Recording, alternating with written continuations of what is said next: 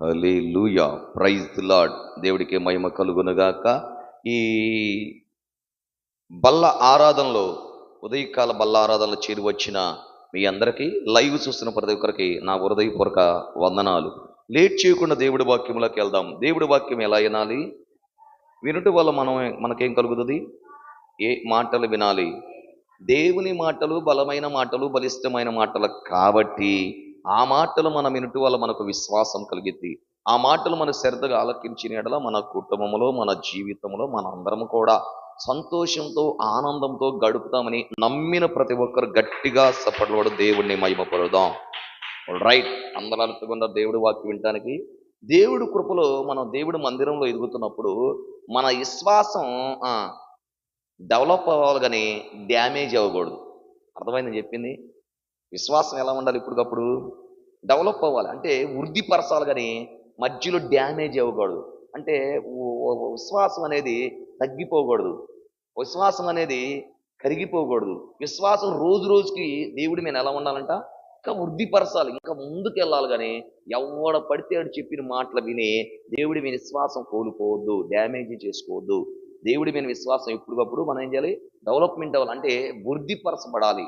ఒక రోజు నెట్టనే భార్య భర్తలు ఇద్దరు అన్యోన్యంగా ఉంటున్నారండి. ఉంటుంటే ఆ భర్త అనుకున్నాడంట, ఇన్నిసార్లు చెప్పినా నా భార్య ఏదో ఒకటి గొనుగుతాని సొనుగుతాని ఏదో విధంగా ఇబ్బంది పెడుతుంది, అసలు ఏంది నీ పరిష్కారం అని చెప్పి ఒక గురువు గారి దగ్గరికి వెళ్ళాడంట. ఎక్కడికి వెళ్ళాడు? ఒక గురువు గారి దగ్గరికి వెళ్ళాడంట. గురువు గారి దగ్గరికి వెళ్ళి, ఏమండి, మా భార్య భర్తలు ఎందుకు ఏదో విధంగా చిన్న చిన్న విషయాల్లో కూడా గొడవలు అవుతున్నాయి, ఏదో విధంగా ఏదో పోనీలు నేను గట్ట పోతున్నాను అనుకుంటున్నా, కానీ ఎందుకు నాకు అంతగా తృప్తిగా అనిపించలేదండి, ఏం జరగంది? మా భార్యని ఇంప్రెస్ చేయాలి, ఎలా చేయాలి అంటే అప్పుడు ఆయన అన్నాడు, ఓ ఇంతేనా, ఏం లేదయా, స్త్రీలకి ఏం లేదు, వాళ్ళని పొగిడితే చాలయ్యా అన్నాడంట. ఏమన్నాడంట? వాళ్ళని పొగిడితే చాలయ్యా స్త్రీలని, వాళ్ళు ఉబ్బుసుబ్బుడయ్యే బోర్లా ఉబ్బిపోతారు, కనుక మీరు స్త్రీల్ని పొగిడితే చాలు. మీ భార్యను పొగుడయ్యా, ఏదో ఆమెను చేసిన వంటగాన్ని బట్టి, ఆమె చేసిన ఏదన్నా నీకు అందించిన దాన్ని బట్టి పొగుడు, అంతే, పెద్ద ఇదే ఉంది అని చెప్పాడంట. సరే, ఇతను గురువుగారు చెప్పిన మాట విని, ఎవరి మాట? గురువుగారు చెప్పిన మాట విని ఇక ఇంటికి వచ్చాడండి. ఆయన వచ్చేవరకు కొత్తగా మధ్యాహ్నం భోజనం వేళ అయింది. ఈ లోపల పక్కింటి వాళ్ళు ఎవరో ఫంక్షన్ పిలిచారు, వాడు శుభ్రం క్యారీ తీసుకొచ్చి పెట్టారు. ఏం తెచ్చారు? క్యారీ తీసుకొచ్చి పెట్టారు. ఇవన్నీ కూడా వాళ్ళ ఐటమ్స్, అంటే వాళ్ళ గిన్నెలు అన్నీ సర్దుకొని వీళ్ళ భర్త రాగానే భోజనం పెడతానికి కూర్చుంది. అమ్మాయి, ఈరోజు భోజనం పెట్టేసి ఆకలి అవుతుంది బాగా అన్నాడంట. సరే, చేతులు కాళ్ళు కట్టుకొచ్చుకోండి అంది. మధ్యాహ్నం భోజనానికి సిద్ధపడింది. ఇప్పుడు మంచినీళ్ళు ఇచ్చింది, మంచినీళ్ళు తాగి రాని రాని అనుకుంటున్నాడు. ఆమె తీసుకొచ్చేసి వైట్ రైస్ పెట్టిందంట. ఏం పెట్టింది? వైట్ రైస్ పెట్టక అబ్బబ్బబ్బా ఏముంది వైట్ రైస్ అంటాడంట. వైట్ రైస్లో ఏముంటుందండి? అంటే ఇతను గురువు గారు చెప్పిన మాటని ఏం చేస్తున్నాడు? వైట్ రైస్ బాబా ఏముందండి అన్నాడు. సరే, ఏందో ఎట్లా మాట్లాడుతున్నాడు అనుకుంది. తర్వాత తీసుకొచ్చి ఆ పప్పు వేసిందండి. బా, పప్పు ఎప్పుడు తినలేదు, ఎంత పప్పు బాగుందంటున్నాడు. ఈమెకి అప్పటికే కొద్దిగా హృదయంలో శరశరలాడుతుంది. తర్వాత పచ్చడి వేసి, అబ్బా ఏముంది ఈ పచ్చడి, ఈ రోజున భలే ఉంది, ఎప్పుడు తినలేదు ఇలాంటి పచ్చడి అంటున్నాడంట.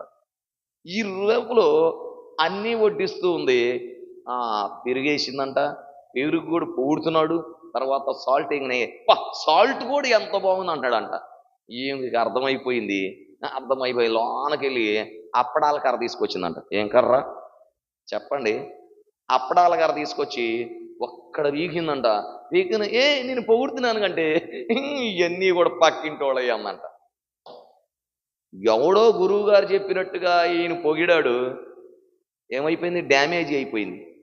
కనుక దేవుడు వాక్యం సెలవిస్తుంది ఈ రోజున, నువ్వు ఎవడవో చెప్పిన ఎవడో మాటలు విని దేవుడి మీద విశ్వాసం కోల్పోవాకుండా, దేవుడు మాటల వల్ల నీకు విశ్వాసంలో వృద్ధిపరచబడాలి, కానీ రోజు రోజుకు దేవుడి మీద విశ్వాసం తగ్గిపోకూడదు. లేట్ చేయకుండా గ్రంథాలు తెరుద్దాం. దేవుడి వాక్యం ఇర్మియా గ్రంథము తెరుద్దాం అందరము కూడా. 654 నెంబర్ పేజీ. అందరూ కూడా బైబిల్ తెరవాలి. 654 నెంబర్ పేజీ, ఇర్మియా గ్రంథం 30వ అధ్యాయం 21వ వచనం చదవాలి. వారిలో పుట్టినవాడు వారికి రాజుగా ఉండును, వారి మధ్యను పుట్టినవాడొకడు వారి నీళ్లను నా సమీపమునకు వచ్చుటకు ధైర్యము తెచ్చుకుని వాడెవడు నా సన్నిధికి వచ్చినట్టుగా నేను వానిని చేరదీసెను. ఇదే యెహోవా వాక్కు. చిన్న ప్రార్థన చేసుకున్నాం, ఎక్కడ వాళ్ళక్కడ కళ్ళు మూసుకుందాం.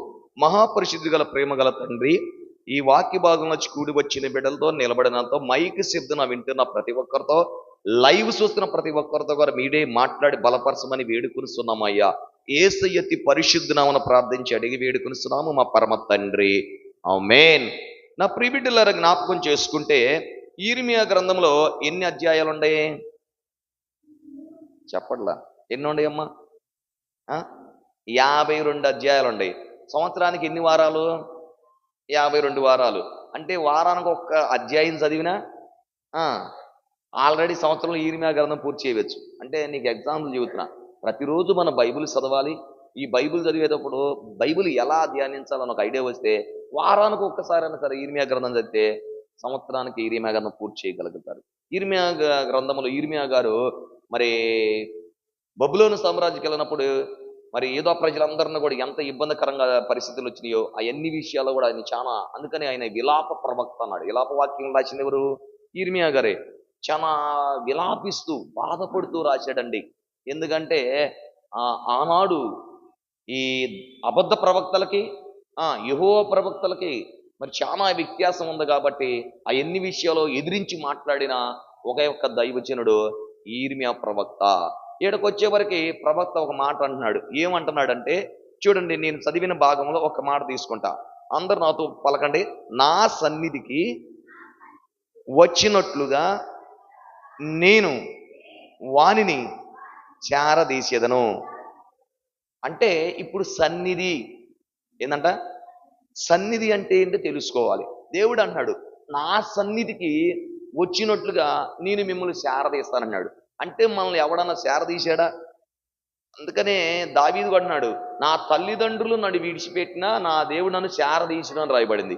ఈరోజు నీ కుటుంబంలో నీ బంధువులు అవ్వచ్చు, నీ చుట్టాలు అవ్వచ్చు, నీ భర్త అవ్వచ్చు, నిన్ను విడిచిపెట్టినా నా దేవుడు మటుకు నిన్ను ఎప్పుడు చేయి విడవడండి, నిన్ను చేరదీసే దేవుడు. ఇక్కడ పాయింట్లోకి వచ్చేవరకు నా సన్నిధికి వచ్చినట్లుగా అన్నాడు. అంటే సన్నిధి అంటే ఏంటి? సన్నిధి అంటే దేవుడు ముఖము. ఏందంట? దేవుని ముఖము. అంటే ఇప్పుడు ఇక్కడికి వచ్చారు అంటే ఎవరిని చూస్తానికి వచ్చారు? పాస్టర్ గారిని కాదు. ఎవరిని? దేవుడి సన్నిధికి వచ్చామంటే దేవుడు ముఖం చూస్తానికి వచ్చాము. అంటే సన్నిధి అంటే దేవుడు ముఖము. మీరు జ్ఞాపకం చేసుకుంటే మన ఊర్లో మన ఎమ్మెల్యే గారు కన్నా లక్ష్మీనారాయణ గారు వస్తుంటే ఎంతమంది ఎగిరిగిరి పడతారు చెప్పండి? ఆయన చూస్తానికి వెళ్తూ ఉంటారు, అవునా కదా? లేదంటే డిప్యూటీ సీఎం గారు పవన్ కళ్యాణ్ గారు మన ఊరే వచ్చాడు అనుకోండి, ఆయన చూస్తానికి ఎగిరెగిరి. ఎందుకని ఆయన మోహం చూస్తానికి. అంత దూరం ఎందుకులే, ఇంక 2 రోజులు ఏముంది, బాగా జాతర ఉంది కదా, జాతరలో వాళ్ళు డ్యాన్సులు వేస్తూ ఉంటారు ప్రబలమైన, వాళ్ళని చూస్తాను కూడా. ఎందుకు చూస్తారు? వాళ్ళ మోకాలు చూస్తానికి. అర్థమైందా? నువ్వు రాజకీయ నాయకుల మోకాలు చూడాలను, లేకపోతే ఎక్కడైనా సరే ఎవరినన్నా చూడాలనుకున్నప్పుడు పని తెగించిపోతావు, వాళ్ళని చూడాలని. కానీ దేవుడే అన్నాడు, నువ్వు నా సన్నిధికి చేరినట్టుగా నేను చేరదీస్తానంట. ఎవరు తీస్తారు? దేవుడు ఎక్కడున్నాడు? పౌలా, దేవుడు ఎక్కడున్నాడు అంటే పౌలు అంటున్నాడు, సమీపించరాని తేజస్సులో వారు మాత్రమే నిలుస్తూ అమరత్వం కలిగిన దేవుడు అంట. ఎక్కడున్నాడు? సమీపించరాని తేజస్సులో ఉన్న దేవుడు మనందరి కొరకే ఆయనే మానవుడుగా ఈ లోకానికి వచ్చాడు. వచ్చేసి అంటాడు, మీరందరూ నా సన్నిధిలో చేరినట్టుగా మిమ్మల్ని నేను చేరదీస్తాను అన్నాడు. అంటే దేవుడు సన్నిధి అంటే దేవుడు ముఖం చూసేటట్టుగా నేను ఎక్కడో ఉన్నాను, కానీ మీ కొరకే నీ కిందకి దిగొచ్చాను, మీరు నా ముఖము చూసినట్టుగా. అందుకనే మోషే దేవుడు ముఖం చూశాడు ముఖాముఖిగా. ఎక్కడ? కొండ మీద 40 రోజులు ముఖాముఖిగా మోషే దేవుడు ముఖం చూసినప్పుడు, మోషే కొండ దిగొచ్చినప్పుడు అంటే మోషే ముఖం ఎవరు చూడలేకపోయారంట, అంత తేజస్సులో ఉందంట. అంటే దేవుడు ముఖము నువ్వు చూడగలిగితే నీ ముఖములో వెలుగు వచ్చేస్తుంది అన్నమాట. అర్థమైంది చెప్పింది? అందుకనే దేవుడి ముఖం చూడాలి అంటే, దేవుడి సన్నిధిలో నువ్వు గడపాలంటే, హృదయ శుద్ధి గలవారు ధన్యులు, వారు దేవుణ్ణి చూచెదరు అని ఉంది. అంటే మన హృదయం అంతా పెంట పెట్టుకుంటే కాదు, కానీ హృదయం అంతా శుద్ధిగా ఉంటే కన్ఫామ్గా దేవుడిని నువ్వు చూడగలుగుతావు. నీ దేవుడు మాయా స్వరూపుడు కాదు, నీ దేవుడు మహిమా స్వరూపుడు. నీ దేవుడు ఎక్కడో ఉన్నాడు, అక్కడ ఉన్నాడు, ఇక్కడ ఉన్నాడు, ఎవరో చెప్పే కొండల్లో, లోయల్లో, గొట్టల్లో కాదు. నీ దేవుడు నువ్వు పూర్ణ హృదయంతో, పూర్ణాత్మతో ఆయన వెతికితే ఆయన నీకు ప్రత్యక్షపరుచుకుంటాడంట. నేనున్నాను రారాబోమని. అంటే నీ దేవుడు నేటికి కూడా సజీవంగా ఉన్న దేవుడు. నా ప్రియ బిడ్డలారా, నేను జ్ఞాపకం చేసుకుంటే ఈరోజు 2 విధాలుగా నేను చెప్పాలనుకున్నా ఈ రోజున. అంటే దేవుడు సన్నిధికి వస్తే మనకేమైనా లాభమా? అర్థమైంది నేను చెప్పిన పాయింట్. దేవుడి సన్నిధికి వస్తే మనకేమైనా. అలాగే ఫస్ట్ పాయింట్, దేవుడి సన్నిధికి వచ్చి మనం ఎలా రావాలి చెప్పిన. అర్థమైంది ఇప్పుడు 2 విషయాలు. దేవుడి సన్నిధికి ముందు ఎలా రావాలి ఒక పాయింట్, తర్వాత దేవుడి సన్నిధికి వచ్చినాక మనకేమైనా లాభం ఉందా? ఈ 2 విషయాల్లో ఈ రోజున 3 విషయాలు ముచ్చటగా ఎన్ని బాగా చెప్పింది అమ్మాయి. 3 విషయాలు ఎన్నని? 6 విషయాలని. ఫస్ట్ దేవుడి సన్నిధికి ఎలా రావాలి అది తెలుసుకుంటే మనం దేవుడి సన్నిధికి ఎలా రావాలో త్వరగా కొన్ని లేఖనాల్లో నేను తీసుకొని వస్తాను. ఇక్కడ మనం అందుకని దేవుడు అప్పుడు మాట అన్నాడు, గుర్తుపెట్టుకోండి. ఆయనే తన సన్నిధికి మనల్ని శారదీస్తాడంట వచ్చినట్లుగా అన్నాడు. ఇప్పుడు దేవుడి సన్నిధికి మనం ఎలా రావాలి? ఆయన మనం చేర్చుకుంటానంటున్నాడు, మనం ఎలా రావాలి అని త్వరగా లేఖనాలు చూస్తే కీర్తనల గ్రంథంలో చూద్దాం. కీర్తనల గ్రంథం దీన్ని అందరూ కూడా కీర్తనల గ్రంథంలో 62వ కీర్తన దీన్ని 62వ కీర్తన.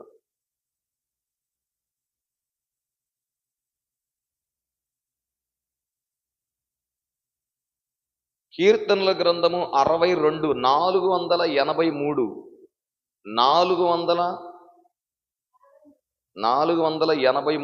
కీర్తనల 62వ కీర్తన చూద్దాం అందరం కూడా.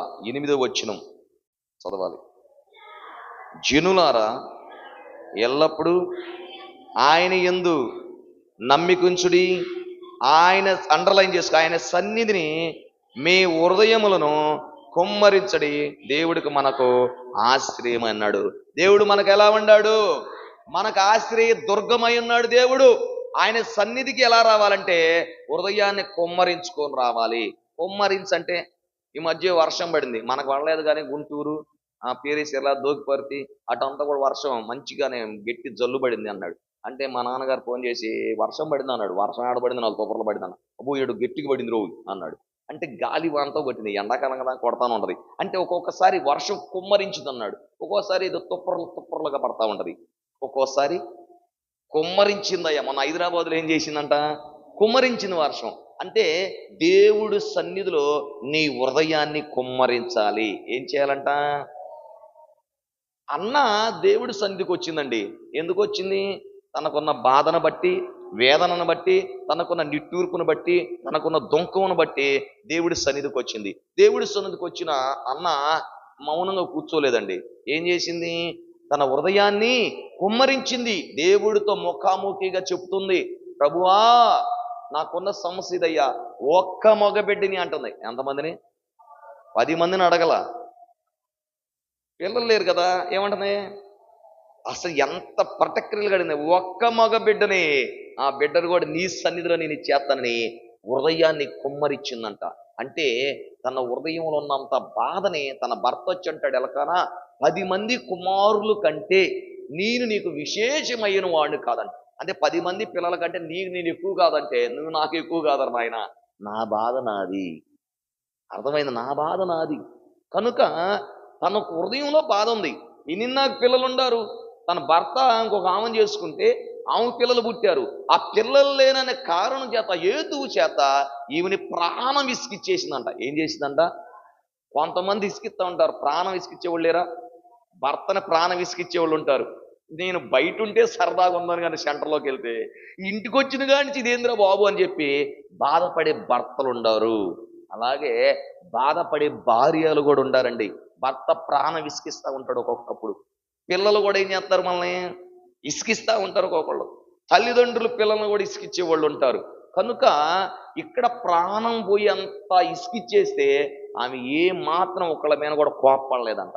నిన్నని ఏమనలేదు, తన భర్త అయిన ఎల్కాన కూడా ఏమనలేదు. కానీ దేవుడు మందిరంలోకి వచ్చి తన హృదయాన్ని కుమ్మరించింది. అయ్యా, ఒక్క మగ బిడ్డని అయ్యా, ఆ బిడ్డను కూడా నీ సన్నిధిలోనే ఇచ్చేస్తాను, నాకు ముందు ఈ నింద కొట్టి పడాలి. ఏమంటుందండి? నాకు ఈ నింద తీసి ప్రభు అని చెప్పి దేవుడి సన్నిధిలో తన హృదయాన్ని కుమ్మరించినప్పుడు దేవుడు అక్కడున్న ఏలి యాజకుడు కానీ ఆ ప్రార్థన ఆలకించలేదు. కానీ దేవుడు తన ప్రార్థన ఆలకించాడు. అద్భుతంగా రాజులు సైతం అభిషేకించి ఒక సమూయేలుని ప్రవక్తనిచ్చాడండి. దేవుడి సన్నిధిలో మనం ఎప్పుడు కూడా ఎలా రావాలంటున్నాడు? సన్నిధి అంటే ఇప్పుడు అర్థమైందిగా ఏం చెప్పాను? ఆయన మోకము. అర్థమైందా? ఇప్పుడు ఆయన దగ్గరికి వచ్చినప్పుడు ఏం చేయాలి? హల్లెలూయా స్తోత్రం ఆమేన్ కాదు. ఏం చెబుతున్నాడు ఆయన? హృదయాన్ని కుమ్మరించాలి. నీకున్న వేదన బట్టి, బాధను బట్టి, నిట్టూర్పును బట్టి, దుంకమును బట్టి ఆయన సన్నిధిలో కుమ్మరిస్తే నా దేవుడు అద్భుతంగా నేను జవాబు అప్పుడే అట్లను వచ్చి నువ్వు వెళుతుండగానే నా దేవుడు గొప్ప జవాబు ఇవ్వబడునుగాక.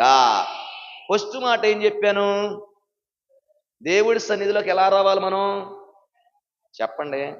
కొంతమంది వస్తారు షూట్ వేసుకుంటే, మంచి శారీలు కట్టుకుంటే రావాలేమో, స్ప్రే కొట్టుకొని రావాలేమో, లేకపోతే ఊరుకోరేమో పాస్టర్ గారు, దేవుడు ఊరుకోడేమో, మంచి బట్టలు వేసుకోవాలని, మంచి చీర కట్టుకోవాలి. ఇవి కాదు దేవుడు చూస్తుంది, ఇది కాదమ్మా.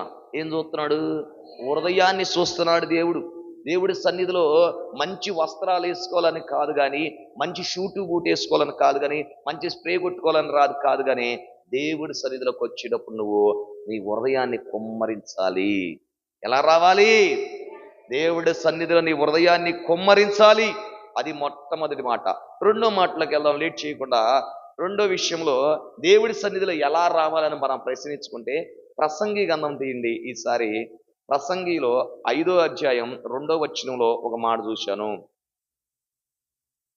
558వ నెంబర్ పేజీ, ప్రసంగి 5:2 చదవాలి. అలా అండర్లైన్ చేసుకో. నీవు దేవుడి సన్నిధిని అనాలోచనగా ఉండుటకు నీ హృదయమును త్వరపడనీయక నీ నోటిని కాచుకొమ్ము. దేవుడు ఆకాశమందున్నాడు, నువ్వు భూమి మీద ఉన్నావు, కానీ నీ మాటలు కొద్దిగా ఉండవలను. ఎలా ఉండాలి మన మాటలో? కొద్దిగా ఉండాలంట. మన మాటలు ఎలా ఉండాలి? కొద్దిగా ఉండాలి. అంతేగాని దేవుడి సన్నిధికి వచ్చేవాడు అనాలోచనలో రావగా. ఎందుకంటే ఏదో ₹1,00,00,000 పోగొట్టు వచ్చినట్టు కూర్చోకూడదు. కొంతమంది అంతే దేవుడి సన్నిధికి వచ్చి ఏం చేస్తారు? ఇంట్లో భర్త ఏదన్నా అన్నయ్య, ఇంట్లో ఏదన్నా ఇబ్బందిగా ఉండి, తోడుకోలేదన్నా తొంగి చూసి నవ్వినా, అర్థమైందని నేను చెప్పిన మాటలు, అత్తమామలు ఏదన్నా ఏదో ఇంట్లో పిల్లలు ఇసుకిచ్చినా, మందిరానికి వచ్చేటప్పుడు ₹1,00,00,000 పోగొట్టినట్టు కూర్చోకూడదు. అయిపోయింది నా పరిస్థితి. అనాలోచనలో కూర్చోకూడదు. ఇప్పుడు అనాలోచనలో వంట చేస్తావా? ఒక ఆమె ఇంతేనంట, పొయ్యి మీద రైస్ పెట్టిందో పాలు పెట్టిందో ఎక్కడో ఆలోచిస్తుందంట. ఆలోచిస్తుంటే ఇప్పుడు ఆ వంటగాత ఏమైతే పెంటగా మారిపోయింది. ఆ గ్యాస్ కూడా పేలిపోయేది.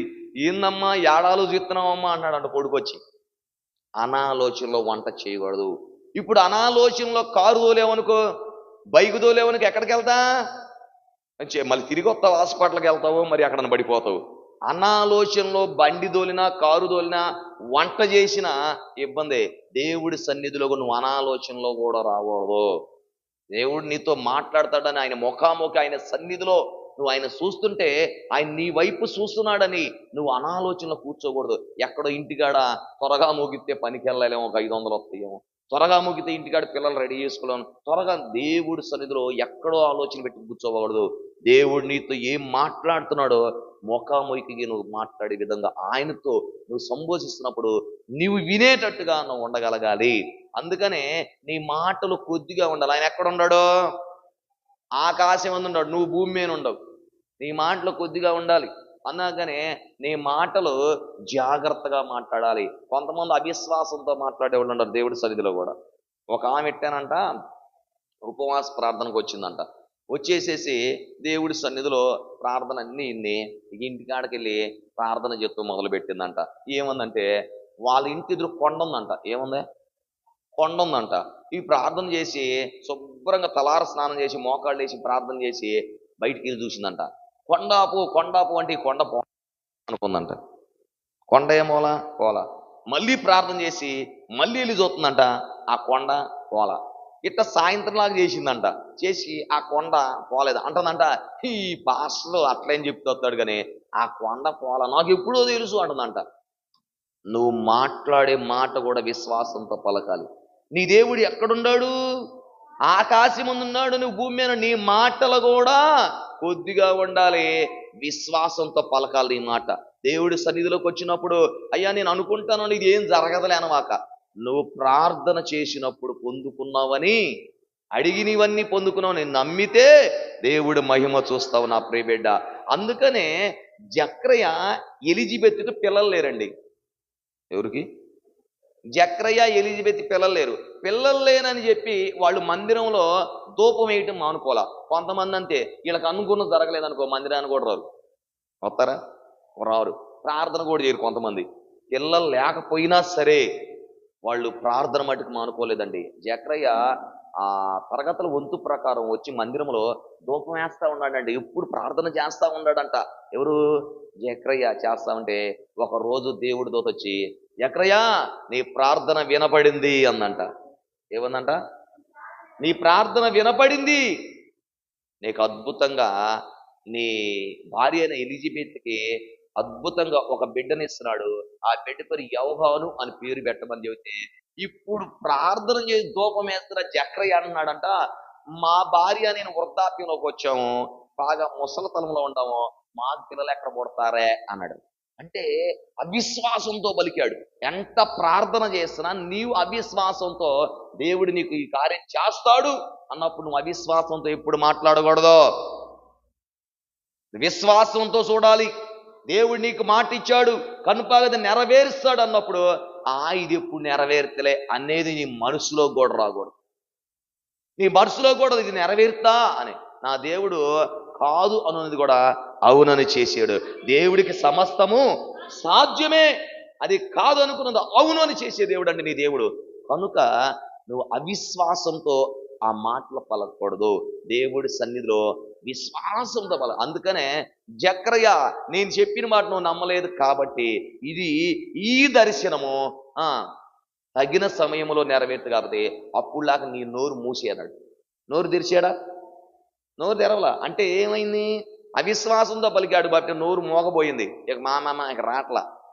ఏంద్రబాబు అనుకుంటే పిల్లాడు పుట్టి పిల్లాడు పేరు పెట్టి అంత చేపు ఆ నోరు తెరవనిలా దేవుడు.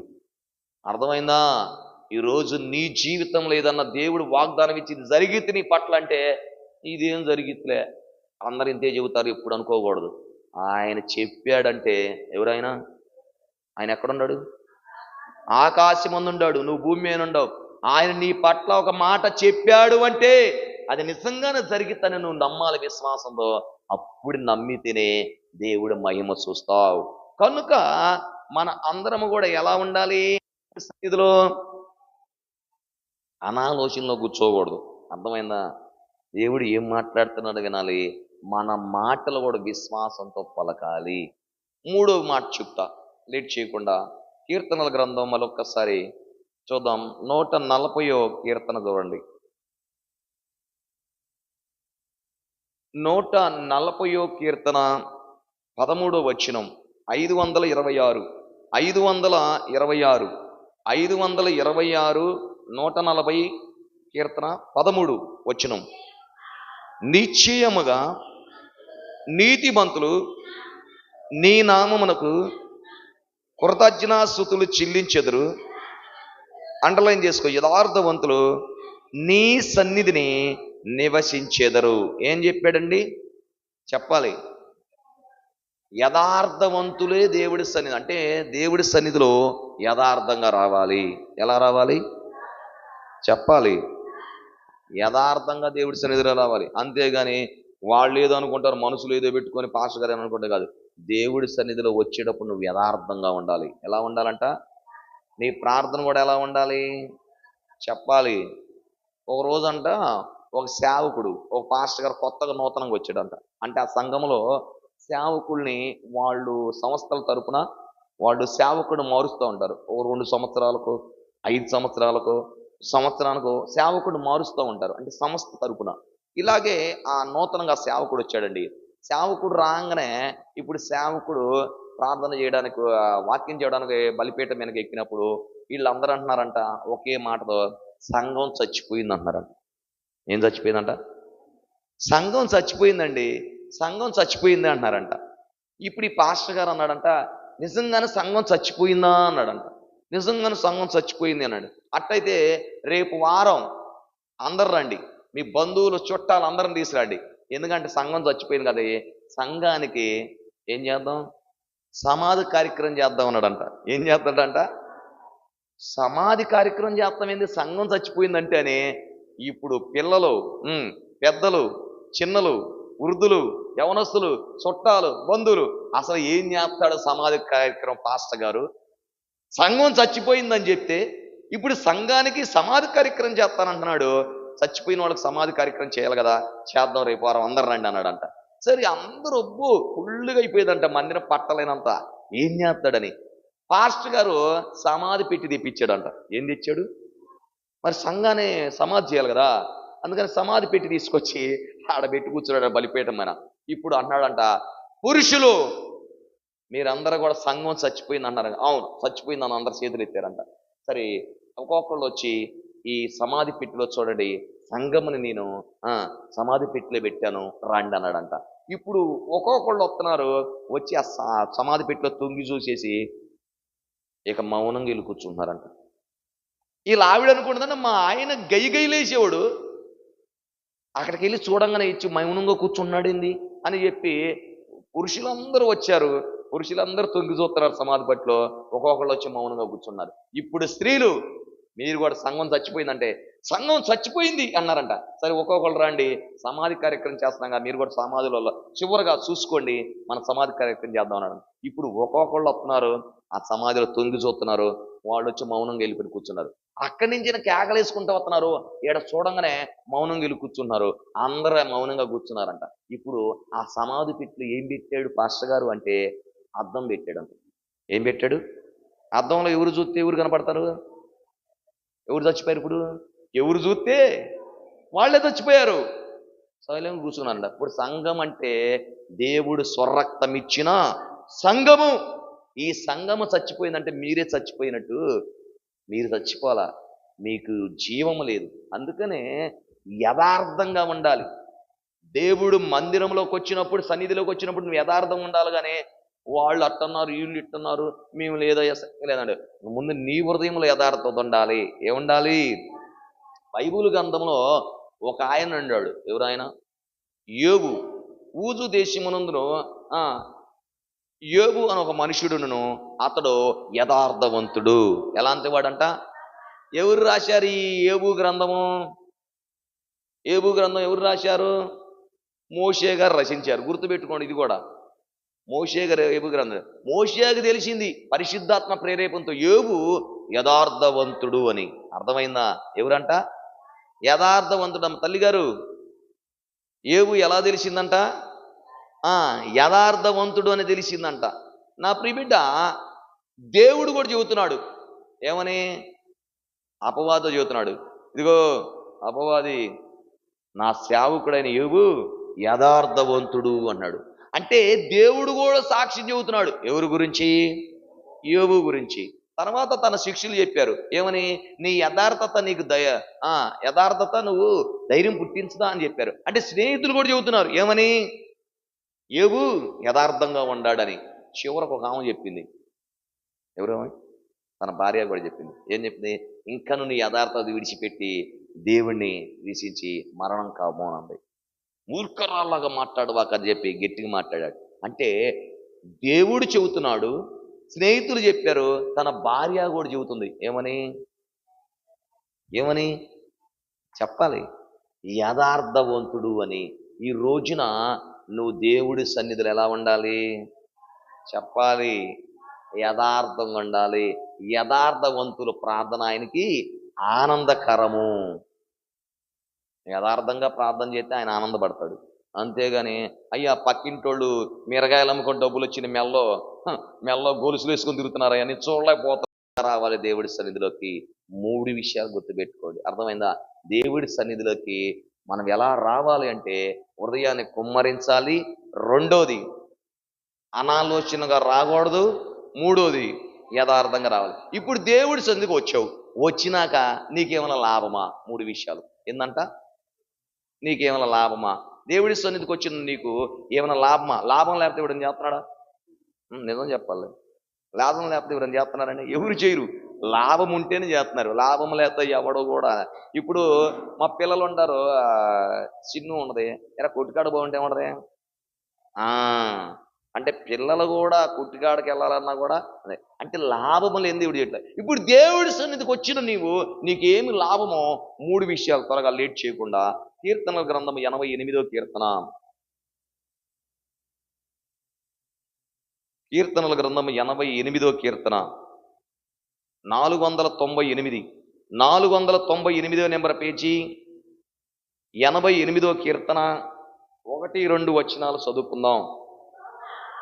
యెహోవా నాకు రక్షణకర్తయగు దేవా, రాత్రి వేళ నేను ఈ సన్నిధిని మొర్రపెట్టిన నాడు నా ప్రార్థన నీ సన్నిధిని చేరునుగాక, నా మొరకు చెవి ఎగ్గుము చాలు. అంటే నా ప్రియబిడ్డ, ఇక్కడ దేవుడు సన్నిధిలో వస్తే మన ప్రార్థన ఆలకిస్తాడు.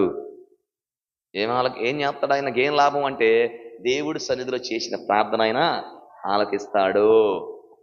జకర్యా నీ ప్రార్థన వినపడింది అన్నాడంటే దేవుడి సన్నిధిలో మొట్టమొదటి లాభం మనకి ఏంటంటే దేవుడి సన్నిధిలోకి వచ్చిన మనము ముందు ఆయన మన ప్రార్థన ఆలకిస్తాడు. ఈ కీర్తన రాసింది ఎవరంటే ఏమాను. ఎవరంట? ఏమాను ఈ కీర్తన రాశాడండి. ఏమానుకి 17 మంది పిల్లలు ఉన్నారంట. ఎంతమంది? 17 మంది పిల్లలను కూడా దేవుడి సన్నిధిలోను వాడాడండి. కేర్ లీడర్లు కానీ, మ్యూజిక్ సీఎం కానీ, పాటలు పడతాను కానీ, అలా దేవుడిలో 17 మంది పిల్లలను కూడా ఏమాను దేవుళ్ళను వాడిచ్చాడు, వాడబడ్డారు.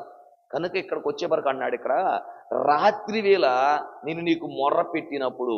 అంటే రాత్రి వేళ అంటే శ్రమల్లో, నిందల్లో, అవమానాల్లో, అప్పుల్లో, సమస్యల్లో, శోధనలో నీకు మొర్ర పెట్టినప్పుడు నీ సన్నిధిన నా ప్రార్థన నీకు వినపడింది, నువ్వు ఆలకించావు. నువ్వు దేవుడు మన ప్రార్థన ఆలకించువాడు అని రాయబడింది. దేవుడి సన్నిధిలోకి వచ్చిన మనము ప్రార్థన చేస్తే ఆయన ఆలకిస్తాడు. ఆలకిస్తాడా లేదా?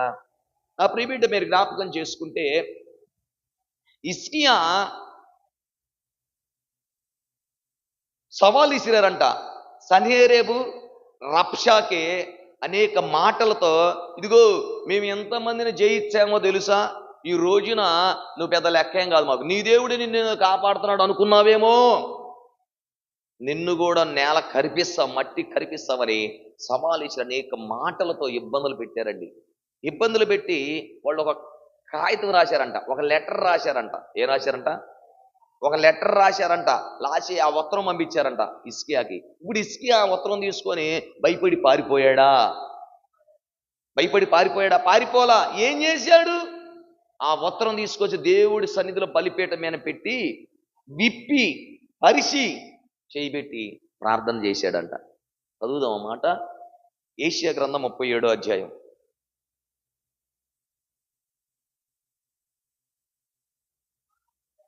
598 ఏషియా 37 598 ఏషియా 37 చదువుదాం. 14-15 వచనాలు. హిజ్కియా దూతల చేతిలో నుండి ఆ ఉత్తరము తీసుకొని చదివి యెహోవా మందిరములోనికి పోయి యెహోవా సన్నిధిని దాన్ని విప్పి పరిచి యెహోవా సన్నిధిని ఇట్లని ప్రార్థన చేసెను. అర్థమైందా? అంటే ఈరోజు నీ కుటుంబ సభ్యులు కానీ, నీకున్న సమస్యలను బట్టి, నీకున్న అప్పులను బట్టి, నీకున్న సమస్యలను బట్టి ఏదైనా సరే ఒక లెటర్ మీద రాసి దేవుడి సన్నిధికి వచ్చి ఏం చేయాలి చెప్పరే? పరిచి, ఇప్పి పరిచి చేయబెట్టి చెయ్యి. ఆయన ప్రార్థన ఆయన పడుతుంది. ఆయన ప్రార్థన ఆలకిస్తాడు. దేవుడి సన్నిధిలో మన ప్రార్థన ఆలకిస్తాడండి.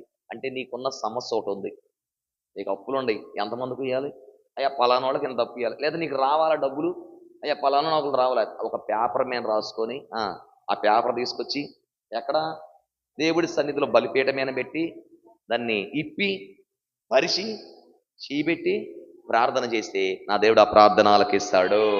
హిజ్కియాకి ఎంతమంది అంటే శత్రువులు 1,85,000 మంది అంట. ఎంతమంది? 1,85,000 మంది హిజ్కియాని టార్గెట్ చేశారండి. ఇప్పుడు 1,85,000 మంది ఎక్కువ, హిజ్కియా ప్రార్థన ఎక్కువ? చెప్పాలి. వాళ్ళు 1,85,000 మంది కాదు, ఎన్ని లక్షల మంది ఉండ హిజ్కియా ప్రార్థన గొప్పదండి. కొట్టాలి గట్టిగా. హిజ్కియా ప్రార్థన చేస్తే దేవుడు వాళ్ళు వచ్చిన దారిని వాళ్ళు వెళ్ళిపోయారంట. హిజ్కియాని టచ్ కూడా చేయలేదంట. ఏం చేయలేదంట? టచ్ కూడా చేయలేదంట. వాళ్ళు ఏ దారిని వచ్చారో ఆ దారిని వెళ్ళిపోతారంట. ఈ రోజున నీ కుటుంబం మీద ఎవరైనా సవాలు ఇస్తున్నారా? ఈరోజు నీ మీద శత్రువులుగా ఎవరైనా సవాలు ఇస్తున్నారా? నీ అంత చూస్తాం, నువ్వు బ్రతికి ఉన్నప్పుడు చూస్తాను. ఎవరైనా సవాలు ఇస్తున్నారా? దేవుడు నీతోనే మాట్లాడుతున్నాడు. ఈ రోజున నువ్వే సమస్యలో బాధపడుతున్నావో ఆ సమస్యను బట్టి దేవుడి మందిరంలోకి వచ్చి ఆ పేపర్ మీద రాసి దాన్ని విప్పి పరిచి ప్రార్థన చేయి. నా దేవుడి సన్నిధిలో గొప్ప ప్రార్థన ఆలకించు దేవుడు. ఏం చేస్తాడు ఆయన? ఇప్పుడు రెండో విషయంలోకి వెళ్దాం.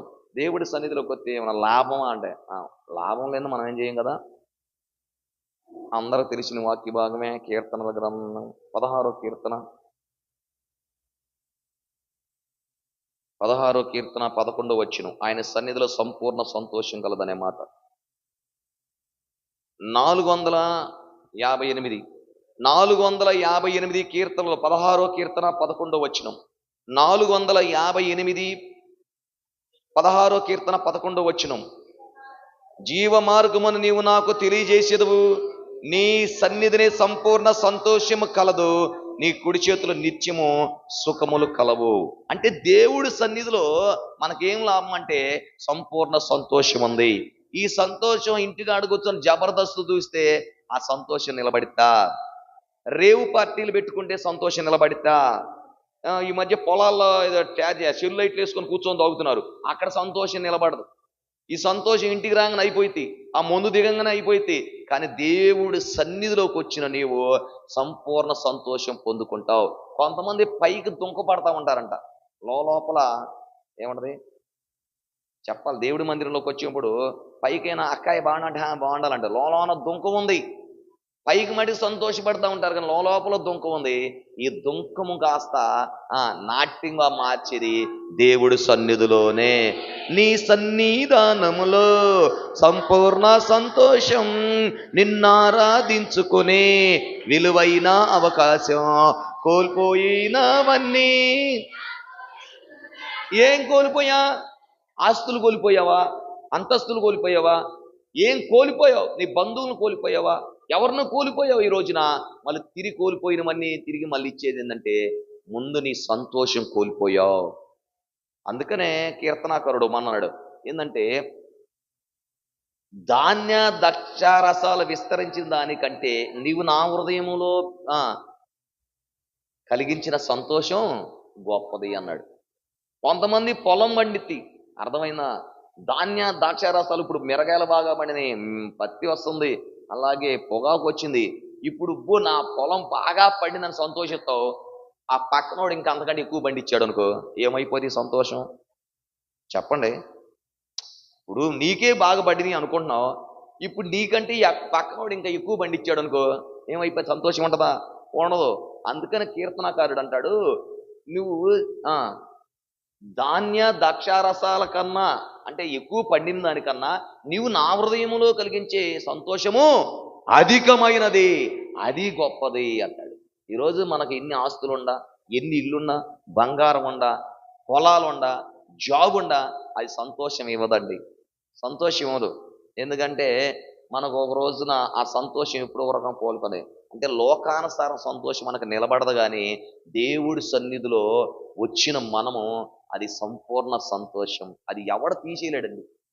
మన హృదయంలో సంతోషం ఇవ్వడం తీసేస్తాడా? ఎవడు తీసి? అది దేవుడు కలిగించిన సంతోషం. నేను చెప్పాను, ఒక్కరోజు ఒక వారం మందిరానికి రాకుండా ఉండండి, ఎట్లా ఉండదు? అసలు మామూలుగా ఉంటుందా? కానీ ఒక్క వారం మందిరంలోకి వస్తే ఆ వారం అంతా సంతోషం. ఎన్ని బాధలే ఉంటాయి, అప్పులే ఉంటాయి, సమస్యలు ఉంటాయి, అన్నీ ఉండగానే నీ హృదయంలో సంతోషం ఉంటుంది. ఎందుకుందంటే ఆ సంతోషం దేవుడు నీ హృదయంలో కలుగు చేస్తాడు. అంటే కోల్పోయినవన్నీ తిరిగిస్తాడంటే, కోల్పోయిన సంతోషం వల్ల నీకు ఇస్తాడండి. అంటే నీకు ఆస్తులు పోయినా, బంధువులు పోయినా, నానేవాళ్ళు దూరం అయిపోయినా, కానీ బాధతో ఉంటావు చూడు, ఆ బాధను కూడా దేవుడు తీసేసి నీ హృదయంలో సంతోషం నింపుతాడు. అందుకని ఆయన సన్నిధానంలో ఏముందంట? సంపూర్ణ సంతోషం ఉంది. ఆయన చూడి చేతిలో సుఖములు ఉన్నాయి అంట. కానీ దేవుడు సన్నిధిలోనే మనకు సంపూర్ణ సంతోషం కలదు. ఇప్పుడు దేవుడి సన్నిధికి వచ్చిన నీకేం లాభం? ఏం చెప్పట్లా? ఏం లాభం? ఆయన సన్నిధిలో సంపూర్ణ సంతోషం కలదు. ఆయన సన్నిధిలో ప్రార్థన ఆలకిస్తాడు. ఆయన దేవుడి సన్నిధిలో మనం చేసిన ప్రార్థన ఆయన ఆలకిస్తాడు, కన్ఫామ్గా ఆలకిస్తాడు. అలాగే దేవుడి సన్నిధిలో సంపూర్ణ సంతోషం కలదు. మూడో చెప్పి ఇంకా ముగింపులోకి తీసుకొస్తా చూడండి. గ్రంథము 89వ కీర్తన, ఈసారి 499 కీర్తనలు 89వ కీర్తన 14వ వచనంలో ఉన్నమాట. నీతి న్యాయములు నీ సింహాసనముకు ఆధారములు, కృపా సత్యములు నీ సన్నిధాన వర్తులు చాలు. అంటే సన్నిధాన వర్తులు, దేవుడి సన్నిధిలో ఏముందంట? కృప సత్యం ఉన్నది. అర్థమైందా? దేవుడి సన్నిధిలో ఏముంది? కృప ఉన్నది, సత్యం ఉన్నది. సపోజ్ మీకు అర్థమయ్యేటట్టు చెబుతాను కొన్ని విషయాలు. ఇక్కడ ఇప్పుడు దేవుడి కృపను బట్టి మీరు ఎప్పుడన్నా సత్తినపల్లి కానీ ఎక్కడన్నా వెళ్తున్నప్పుడు రైలు గేట్ల దగ్గర కొంతమంది అడుక్కునే వాళ్ళు ఉంటారు, స్పీడ్ బ్రేకర్లు ఉంటారు, స్పీడ్ బ్రేకర్లు వేస్తారు. ఈ మధ్య అడ్డం వచ్చేస్తున్నారు. ఈ మధ్య అర్థమైందా? ఈ మధ్య రైలు గేట్ల దగ్గర కూడా ఏం చేస్తున్నారు? అడ్డం వచ్చేస్తున్నారు. ఏదో ఒకటి అని స్పీడ్ బ్రేకర్లు వేసేస్తున్నారు మనకి. అంటే వాళ్ళు ఏదో విధంగా డబ్బులు అడుక్కుంటున్నారు. ఇప్పుడు వాళ్ళు అడుక్కునే వాళ్ళకి ఎంత వేసి ఉంటావు? మనకు అలవాటు ఉంది అసలు చెప్పాలి, అలవాటు ఉందా? ఉందా? 10, లేదంటే 5 రూపాయల, 20, 50, 100 అయితే టాప్, అంతే కదా? ఇప్పుడు సపోజ్ నీ పర్సులో నుంచి 5,000 ఇప్పుడు వాళ్ళకి వేసామనుకో, వాళ్ళు ఎలా చూస్తారు? వాళ్ళు అడుక్కునేవాడు ఒక్కసారి 5,000 వేస్తే నిజంగానే అనాలోచనలు వేసాడా, నిజంగానే వేసాడా అని విచిత్రంగా చూస్తారు. ఎల్లరు. ఎందుకంటే వాడు దాన్ని హ్యాండిల్ చేయలేకపోతున్నాడు. ఒక 100 వేసిన 60 చూసి నవ్వుకుంటూ వెళ్తాడు. 5,000 నీకు వెళ్తాడు, అక్కడే చూస్తున్నాడు. ఇంకా నువ్వు ఏదో త్వరగా ఇది ఆలోచనలో వేసావని. ఇప్పుడు వాడు నేను చూస్తుంటే కావాలని చెలేపో పండగ చేసుకుంటే వాడు ఒకరికి అడుక్కునే పని లేదు ఆ రోజు. చెప్పండి, ఇంటికి వెళ్ళిపోతాడు. అంటే పొందుకోలేనిది పొందుకునేది కృప. ఈరోజు మనం ఆ జాబు పొందుకోలేం. ఈరోజు మన గర్భం మన వల్ల కాదు, ఆ గర్భం తెరవబడతానే మనం అవృతం కాదు, మనలో ఏదో లోపం ఉంది. అలాగే మనం ఇల్లు కట్టుకోవడానికి అర్హతలు మన దగ్గర ఏమీ లేవు. అలాగే మనమైతే ఆ జాబు పొందుకోలేం, ఆ వ్యాపారం మనం చేయలేం. పొందుకోలేనిది పొందుకునేదే కృప. ఈ కృపే ఈ రోజున మనల్ని ఇక్కడ నడిపిస్తుంది. అందుకనే అక్కడ ఏముంది? కృపా సత్యములు దేవుని సరిన వర్తులు అని ఉంది. మీకు ఎక్కడ గుర్తు రావాలి ఈ మాట అంటే, నా ప్రియబిడ్డ, ధర్మశాస్త్రం మోషే ద్వారా వచ్చింది కానీ యోహాను సువార్తలో ఉంది, కృపా సత్య సంపూర్ణగా మన మధ్యలోకి వచ్చిన వాడే నేను ప్రకటిస్తున్న ప్రభువు అయిన యేసుక్రీస్తు మాత్రమే. ధర్మశాస్త్రం మోషే ద్వారా మనకి ఇవ్వబడింది కానీ ఈ కృప మనకు దేవుడి ద్వారా వచ్చింది. అంటే మనం పొందుకునేది కృప. చూద్దాం. పౌలు అంటాడు, అయ్యా నేను చాలా బలహీనంగా ఉన్నాను అంటున్నాడు. ఏమన్నాడండి పౌలు గారు అంట? ఎప్పుడు ఈ కళ్ళంపట పుషిలు కట్టి నీరు గారుతూ ఉండేదంట. ఎవరికి? ఆయనకి, అపోస్తలుడైన పౌలు గారికి. కళ్ళంబటి ఎప్పుడు పుసిలు కట్టి నీరు కారుతా ఉండదంట. కళ్ళతో ఏదో ఆయనకి పిల్లి కళ్ళు అవన్నీ కూడా ఇబ్బంది పడతా ఉంటాడు. కానీ దేవుడు వాక్యం చెప్పేటప్పుడు మట్టుకి అసలు ఒక్క చొక్క నీరు రాదంట. అంత స్పష్టంగా మాట్లాడతాడంట. మళ్ళా వాక్యం చెప్పడం అయిపోగానే రాహిలు అయిపోగానే మళ్ళీ కళ్ళమ్మ నీళ్ళు వస్తూ ఉంటాయి. అప్పుడు దేవుడిని అడిగాడంట, ప్రభ నీ బలహీనంగా ఉన్నానంటే ఇప్పుడు దేవుడు అన్న నా కృప నీకు సాలును అన్నాడు. అంటే వాక్యం చెప్పేంతవరకు ఏం అలసట లేదు ఆయనకి. వాక్యం అయిపోయినాక మళ్ళా ఏమవుతుంది? నొప్పులు, నీరసం, అలసట వస్తుంది. అయ్యా నేను నీరసంగా ఉన్నానంటే దేవుడు అన్నాడు నా కృప నీకు సాలును అంటాడు. అంటే దేవుడు ఎందుకు ఆ మాట అన్నాడంటే అందుకని పౌలు మాట అన్నాడు, నేను సువార్త పంచకపోతే నాకు శ్రమ అన్నాడు. ఎందుకని ఉంటాడు? అర్థమైందా? సువార్త పంచినప్పుడే ఆయన కరెక్ట్గా ఉన్నాడు, పంచకపోతే ఆయనకి శ్రమ. ఈరోజు నా ప్రియబిడ్డ సువార్త పంచేంత చేపు, ఆయన దేవుళ్ళు వాడుతున్నంత చేపు ఆయన కృప అలా ఆవరించి ఉంది. ఆయనేం అర్హుడు కాదు, మేమేం అర్హులు అయింది. ఇక్కడ దేవుడు కృపను బట్టే ఈ కార్యం జరుగుతున్నది. ఈ ఇల్లు అయితే నేను కట్టలేనయ్యా, ఈ మందిరం నేను కట్టలేనా. ఎవరు కట్టారు? దేవుడు కృప వల్ల ఇది సాధ్యము. దేవుడికి సమస్తము సాధ్యము. అందుకనే ఇక్కడ నా ప్రియబిడ్డ జ్ఞాపకం చేసుకుంటే మనం రక్షణ పొందామంటే మన వల్ల, దేవుడి వలన. చదువు అన్నమాట ఎఫ్ఎస్సి 2:8 ఆ మాట ముగించేస్తా నేను.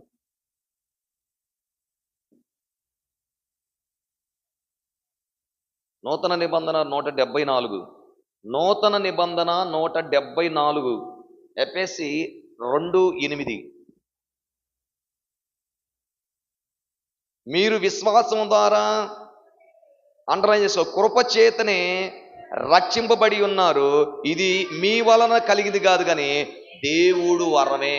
అంటే మనం ఈ రోజున రక్షింపబడ్డాము అంటే మన వలన, మనం ఏదో మంచివాళ్ళమనా, ఏదో గొప్పవాళ్ళమనా? కాదు కాదు, దేవుడు కృప వల్ల మనం రక్షింపబడ్డాము.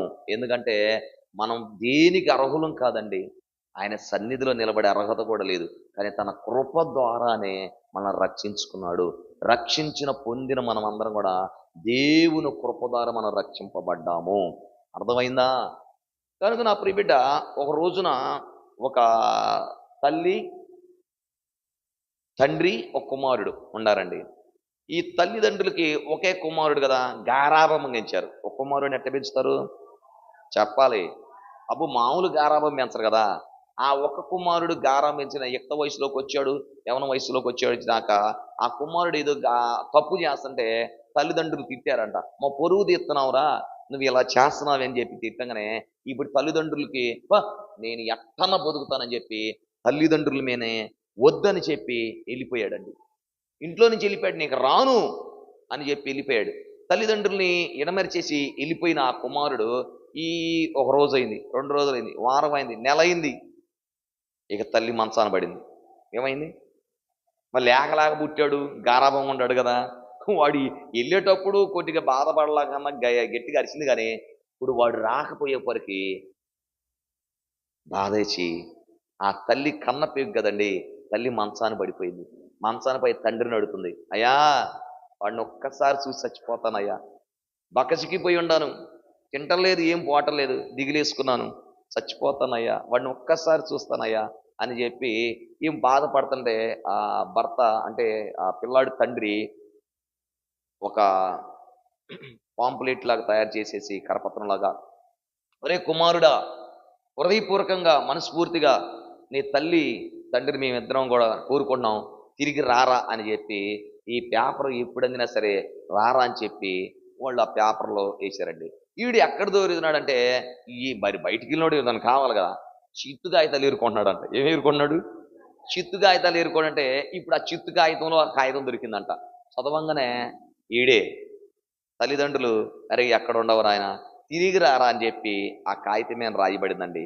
ఇప్పుడు వీడు అనుకున్నాడంట, నిజంగానే వీళ్ళు నిజంగా మనస్ఫూర్తిగా రమ్మంటున్నారా అందుకని వీళ్ళకి టెస్ట్ పెడదాం. ఎవరికి? తల్లిదండ్రులకు టెస్ట్ పెడదాం అనుకొని ఇప్పుడు ఈడు ఆ అడ్రస్కి వాళ్ళు లెటర్ రాశాడంట. ఏమనంటే, ఇదిగో నేను ఫలానా రోజు తిరిగి వస్తా, నిజంగా నన్ను మనస్ఫూర్తిగా మీరు చేర్చుకుంటారు అనుకుంటే మన ఇంటి వెనకాల ఉన్న జాన్ చెట్టుకి చిటారు కొమ్మ ఉంది కదా, ఆ కొమ్మన తెల్ల క్లాత్ కట్టండి. ఏంటంట, తెల్ల క్లాత్ కట్టండి, తెల్ల వస్త్రం కట్టండి. నేను మన ఇంటి వెనకాల మన రైల్వే ట్రాక్లో ఆ ట్రైన్లో వెళ్తూ చూస్తా. ఆ తెల్లది కానీ కట్టి ఉందంటే మీరు నా మనస్ఫూర్తిగా నన్ను చేర్చుకున్నట్టు అని చెప్పి నేను అది దిగి వస్తా. లేదని కట్టలేదంటే నేను అటు నుంచి అటే వెళ్ళిపోతా, ఇంకెప్పుడు మీ మొహం కూడా చూడను అని రాశాడంట. ఇప్పుడు ఆ డేట్ వచ్చేసిందండి. ఆ డేట్ వచ్చినాక ఇప్పుడు ఆ తారీఖు ఆ ట్రైన్ ఎక్కాడు స్టేషన్లో. వీడికి డౌట్ ఏమనంటే, నిజంగానే మా అమ్మ మా నాన్నకి ఆ కాగితం చేరిందా, నేను రాసిన లెటర్ చేరిందో లేదు, వీళ్ళు నిజంగా కడతారా లేదు, అసలు ఆ లెటర్ చేరిందో లేదో, ఉత్తరం నేను రాసిన ఉత్తరం అని ఈ ట్రైన్ ఎక్కి ఆలోచిస్తా కూర్చున్నాడంట. కూర్చుండగానే ఇప్పుడు ట్రైను రానే వచ్చింది. ఎక్కడికి, వాళ్ళ ఇంటి దగ్గరలోకి వచ్చింది. ఇప్పుడు ఆ కిటికీలో నుంచి వాడు తొంగి చూశాడండి. చూసేసేసి ఒక్కసారిగా గుండె పగిలిపెట్టి ఏడుస్తున్నాడంట, పెద్దగా ఏడుస్తున్నాడంట. ఈ పక్కన వాళ్ళు ట్రైన్లో కూర్చున్న వాళ్ళంట, వేరే ఇప్పుడు వీడికి ఏదో బాగా ఉందిగా, ఏంది ఆ తొంగి చూసి ఏడుస్తున్నాడు, వీడికి ఏదో నాకు పుట్టిందేమో, వీడికి ఏదైనా అయ్యిందేమో అని చెప్పి వాళ్ళ బిగ్గరపోతున్నారంట. ఏమని, వీడు ఉండట్టుండి ఒకసారి పెద్ద గుండెలు బాదుకొని ఏడుతున్నాడు, ఏమైందని అంటే ఆడు ఆ ట్రైన్ దిగి ఆ స్టేషన్లో ఇంటికి వచ్చాడండి.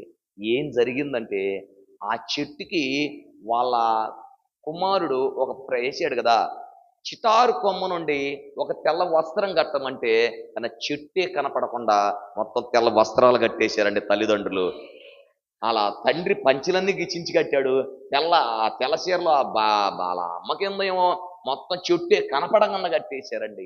కట్టేసినప్పుడు పరుగుపును వచ్చి తన తల్లిదండ్రుల్ని హక్కును చేర్చుకున్నాడు. ఈ రోజు నా ప్రియబిడ్డ, నువ్వేదో గొప్పవాడు అని, నువ్వేదో మంచివాడు అని కాదు. దేవుడు అన్నాడు, ఇదిగో నేను మిమ్మల్ని నా సన్నిధిలోకి వచ్చినట్లు మిమ్మల్ని చేర్చుకుంటాను. ఇదే యెహోవా వాక్కు. మీరేమన్నా అర్హులు కాదు, మీరు పాపంలో పట్టుబడి ఉన్నారు, భయంకరమైన స్థితిలో ఉన్నారు. నా సన్నిధిలోకి రావాలి, నా ముఖము చూడాలంటే ఇది రాజకీయ నాయకుల ముఖం కాదు, దేవుడు ముఖమును చూడాలంటే నువ్వు దేవుడు సన్నిధిలోకి వచ్చి అర్హుడు కాదు.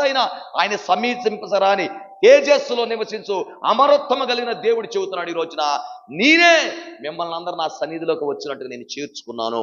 ఈ రోజు నిన్ను ఎవడో చేర్చుకోపోయినా నేను మిమ్మల్ని చేర్చుకుంటానంటున్నాడు. ఈ రోజు నా ప్రియబిడ్డ, ఆయన సన్నిధిలోకి వచ్చినప్పుడు మనము ఎలా రావాలి? హృదయాన్ని కుమ్మరించాలి, అనాలోచనలో రాకూడదు, యథార్థంగా రావాలి. అలా రావాలి. అర్థమైందా? వచ్చినందుకు మనకు ఏమిస్తాడంటే, ఆయన ఏమిస్తాడు? పోస్ట్గా చెప్పాలి. ఏమిస్తాడు ఆయన?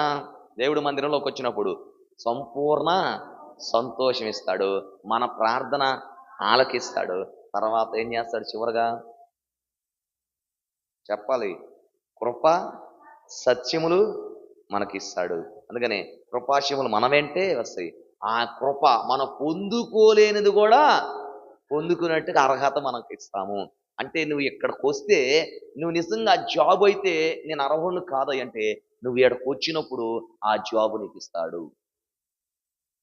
నేనైతే ఆ ఇల్లు కట్టుకోలేనయ్యా, నువ్వు ఎడకొస్తే ఆ ఇల్లు నువ్వు కట్టబడతావు. రాహేలు, నువ్వు ఎడకొచ్చినప్పుడు నువ్వేదైతే పొందుకోలేకపోతున్నావో, నువ్వు అది నీ వల్ల కాదు అది పొందుకోవడం, కానీ ఎడకొచ్చినప్పుడు నా దేవుడు అది పొందుకునేటట్టుగా ఆ కృప ఇస్తాడు. దేవుడి సన్నిధిలోకి వస్తే 3 విషయాలు ఎలా రావాలి, వచ్చినప్పుడు మనం ఏం పొందుకుంటామో 3 విషయాలు చెప్పా. అంటే మనం ఎవరు అర్హులం కాదు, కానీ ఆయనే మనందరం తన సన్నిధిలో మనం వచ్చినట్లుగా మనల్ని చేర్చుకున్నాడు. ఎవరు చేర్చుకున్నారు? దేవుడే మనల్ని చేర్చుకున్నాడండి. లెట్స్ ఎట్ బ్రేక్, మోకరించుదాం, ప్రార్థన చేద్దాం. అందరం కూడా ప్రార్థన చేద్దాం. ప్రతి ఒక్కరం కూడా ప్రార్థన చేద్దాం. ఏ ఒక్కరు మౌనంగా ఉండకుండా. ఈ రోజును దేవుడు సన్నిధిలోకి రావడానికి నీవేదో గొప్పవాడు అని, మంచివాడు అని కాదు, కానీ ఆయన మాత్రమే నిన్ను చేర్చుకున్నాడు. ఈ రోజున తల్లిదండ్రులు విడిచిపెట్టిన దేవుడన్ను శారదీశును అని రాయబడింది. ఈ రోజున దేవుడే నిన్ను శారదీశాడండి. దేవుడే నిన్ను చేర్చుకున్నాడు. నెవ్వరు కూడా నిన్ను చేర్చుకోలేదు. తల్లి తన బిడ్డలను మరచినా నేను మరువలేనంటివే, తల్లి తన బిడ్డలను మరసిన నేను మరవలేనంటివే, నీదు ముఖ కాంతియే నాకు. ఈ రోజున దేవుడు ముఖ కాంతి నువ్వు చూడగలుగుతున్నావు. ఆయన సన్నిధి అనగా దేవుడు ముఖము. నా ప్రియ బిడ్డ, ఆయనే మనల్ని చేర్చుకున్నాడండి. మన మీద అర్హులం కాదు, మన మీద గొప్పవాళ్ళు, మన మీద మంచివాళ్ళు అని కాదు, కానీ దేవుడే మనల్ని చేర్చుకున్నాడు. ఈ రోజున చేర్చుకున్నాడు. చెయ్యి, ప్రార్థన చెయ్యి నా ప్రియ బిడ్డ. దేవుడి సన్నిధిలోకి ఎలా రావాలి అంటే ఈ వాళ్ళ హృదయాన్ని కుమ్మరించి ఈ రోజున దేవుడి సన్నిధిలో, ఈ రోజున ఏ బాధ వచ్చావు అన్న హృదయాన్ని కుమ్మరించింది ఆ సమస్యను బట్టి. ఈ రోజు నువ్వు కూడా హృదయాన్ని కుమ్మరించే దేవుడి సన్నిధిలో నా దేవుడు అద్భుతం చేయబోతున్నాడు. ఈ పట్ల అద్భుతం చేయబోతున్నాడు. దేవుడి సన్నిధిలో అనాలోచనలో ఉండవాక ఏదో కోబట్టుకున్న దానిలాగా విశ్వాసంతో పలుకు. ఆయన కాదు అనుకున్నది కూడా అవును అని చేసే దేవుడు నీ పట్ల. దేవుడి సన్నిధిలో యథార్థంగా ప్రార్థన చేయి, యథార్థంగా ఉండు. దేవుడి సన్నిధిలోకి వచ్చిన మనకి మన ప్రార్థన ఆలకించువాడు. ఆయన మనకు సంపూర్ణ సంతోషం కలుగజేస్తాడు. ఆయన కృపా సత్యములు మనం ఆవరించి ఉన్నాయి. మనం పొందుకోలేనిది కూడా పొందుకునేటట్టుగా చేస్తాడండి. ఈరోజు నేనైతే ఇది పొందుకోలేనయ్యా, నేనైతే ఇది సాధించలేనయ్యా, ఈ ఆరోగ్యం నాకు కుదురుపడదయ్యా, ఈ హాస్పిటల్లో ఉండిపోవాలని అనుకున్నానయ్యా, కానీ ఈ రోజున దేవుడు నిన్ను స్వస్థపరిచే దేవుడు, నీ గర్భము తెరిచే దేవుడు, నీ భర్తను మార్చే దేవుడు, నీ బిడ్డల కుటుంబాలు కట్టే దేవుడు నా దేవుడు. చెయ్యి. నీ ఈ రోజున తాగుతున్నాడా నీ బిడ్డ, నీ భర్త తాగుతున్నాడా, నీ వల్ల కాటం లేదు ఈ రోజున, కానీ నా దేవుడు వల్ల మాత్రమైతే. ఒక మనిషిని మార్చలేడు, కానీ నీ దేవుడు మాత్రమే మార్చగాడు. మనిషిని హృదయాలు ఎరిగిన దేవుడు అండి, హృదయ పరిశోధకుడు ఆయన. అడుగు, అయ్యా నేనైతే ఏం చేయలేనయ్యా, కానీ నువ్వు ఆ పొందుకునే కృప నీకు ఇవ్వబోతున్నాడు ఈ రోజున.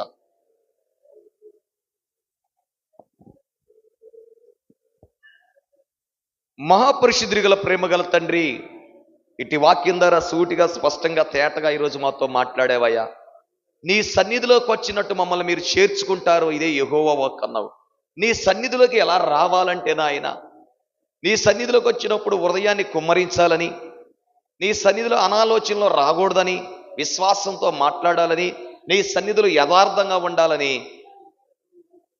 ఈరోజు మాతో మాట్లాడేవయ్యా. నీ సన్నిధిలోకి వచ్చిన మాకు ఏమన్నా మేలు ఉంటుందంటే, నీ సన్నిధిలోకి వచ్చినప్పుడు మా ప్రార్థన ఆలకిస్తావని, సంపూర్ణ సంతోషం మాకు కలుగు చేస్తావని, అలాగే కృపా సత్యములు మాకు దయచేస్తావని, మేము పొందుకోలేందు కూడా పొందుకునే కృప మాకు దయచేస్తావని ఈరోజు నా స్పష్టంగా మాతో మాట్లాడేవయ్యా. అవును తండ్రి, ఈరోజు నీ సన్నిధిలో చేరే అర్హలం కూడా లేము అనయ్యా. మేము అలాంటి మంచివాళ్ళం గొప్పవాళ్ళం కాదు నాయన, నీవే మమ్మల్ని చేర్చుకుంటున్నావు నీ సన్నిధిలోకి నాయన. నీ సన్నిధి అనగా నీ ముఖము చూసడమేనయ్యా. ఈరోజు స్పష్టంగా మాతో మాట్లాడేందుకు స్తోత్రాలు. ఎంతవరకు నాయన మా ప్రియ బిడ్డలు ఇదిగో ఈ లైవ్ చూస్తూ మైక్ శబ్దం వింటున్నా నీ సన్నిధిలో గడుపుతున్న ప్రతి ఒక్కరిని విశేషంగా ఆశీర్వదించమని అడుగుతున్నానయ్యా. ఈరోజు నీ సన్నిధిలో చేరిన బిడ్డలు ఇంకనూ గర్భఫలం కోసం మొరపెడుతుంటే ప్రతి గర్భం యేసు నామములో తెరవబడాలని, బిడ్డలు వివాహాల విషయంలో మొరపెడితే వివాహాలు నీ నామానికి మహిమకరంగా జరిపించమని, అనారోగ్యంతో వచ్చంటే సంపూర్ణంగా స్వస్థత దయచేయమని, అప్పులేపి వడ్డీలు గట్లగా బాధపడుతున్న గొప్పిళ్ళు నూరంతలుగా నింపమని వేడుకొనిస్తున్నానయ్యా. ఏ కుటుంబంలో నెమ్మది లేదు, సమాధానం లేదోనయ్యా, అట్టి కుటుంబాలు నీ ప్రేమతో నింపబడాలని, నీ సమాధానంతో కట్టబడాలని ప్రార్థిస్తున్నానయ్యా. తాగుమోతు బంధకాల పాప బంధకాల్లో పడిపోయిన కుటుంబాలంటే వాళ్ళు ఎస్రాన్ చేసిన వాళ్ళు విడిపించబడుదురుగా కానీ ప్రార్థిస్తున్నానయ్యా. జాబులు లేక, పనులు లేక, వ్యాపారాలు లేక నీ సన్నిధికి వస్తుండగా మీరు గొప్ప సహాయం దయచేయండి అయ్యా. చీతబడి దురాత్మ సీకటి సిక్కులతో బందీలంటే గొప్ప విడుదల దయచేయండి. పాడి పంటల పంట పొలాలు గొప్పగా ఆశీర్వదించండి అయ్యా. కొట్టి సమస్య పోలీస్ స్టేషన్ కేసులు విసిగి విచారిపోతున్న బిడ్డలకు నీ నామములో విడుదల కలుగు చేయమని అడుగుతున్న విత్తబడి నీ వాక్యాన్ని ప్రతి హృదయంలో భద్రపరిచి ప్రతి ఒక్కరిని వాక్యానుసారం నడుచుకునే కృప దయచేయండి అయ్యా. ఈ రోజున చేరి వచ్చిన బిడ్డలు తిరిగి వెళ్తుండగా ఈ వారం అంతా నెలంతా కూడా నీ కృపల భద్రపద నిత్యం నీ ఆత్మను నడిపించండి. వాళ్ళ బిడ్డలు పొలాలు వెళ్తున్నారయ్యా. పగలు ఎండ దెబ్బ, రాత్రి వెన్నెల దెబ్బ నీకు తగలదు. నీ విడవని ఎడబాయనన్న దేవుడుగయ్యా. నీ కృపలో నీ బిడ్డలను భద్రపరచమని ప్రార్థిస్తున్నాం. ఈ రోజున చేరి వచ్చిన బిడ్డలు, బంధువులు, చుట్టాలు, ఈ మైకి శబ్దన వింటున్న ప్రతి ఒక్కరిని అయ్యా, లైవ్ ప్రతి ఒక్క కుటుంబాన్ని చేతిగా పోయున్నాను. ఈ అమూల్యమైన రక్తంతో అరికాలు మొదలుకొని నడినెత్తిన వరకు కడిగి పరిశుద్ధులు చేయి, హిమమ కంటే తెల్లగా తీర్చున్నాయన. ఎల్లకాలం నీ ప్రేమ సమాధాన సంతోషం ఆ ప్రిబిడలందరూ కలిసి నీ నామానికి మాత్రం మరింత మహిమ తెచ్చుకోయ్యా. మహిమ ఘనతలు ప్రభావములు మీరు మాత్రమే పొందురని నజరేతుడైన యేసుక్రీస్తు నామమున ప్రార్థించి అడిగి వేడుకొనుచున్నాము మా పరమ తండ్రి. ఆమేన్. ఈ వాక్యం ద్వారా దేవుడు మాతోనే మాట్లాడు. దేవుడు మహిమ గట్టిగా సభలు కొడదాం. అందరికి హృదయపూర్వక వందనాలు.